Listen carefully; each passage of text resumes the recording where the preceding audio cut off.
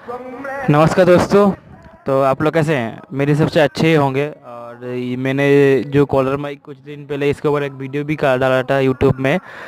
जो Anytech collar mic जो अच्छा है या बुरा, तो उसके ऊपर वीडियो मैंने पहले डाला था। और उसके विषय में ये माइक आप ऑडियो सुन रहे हैं जो इस कॉलर माइक से ही रिकॉर्ड हो रहा है।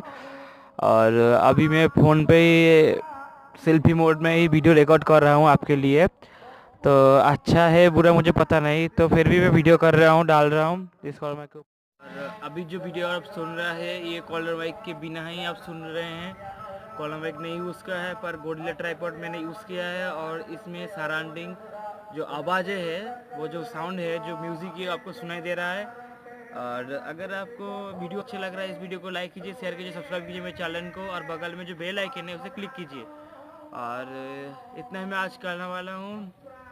जय जगन्नाथ, जय उड़ीसा, जय भारत। और इतना ही। और यह दिवाली दिवाली बोल रहा हूँ आप लोग को, सॉरी। हैप्पी न्यू ईयर का बहुत बहुत शुभकामनाएं। 2018 भी शेष होने वाला है। और इतना ही रखता हूँ।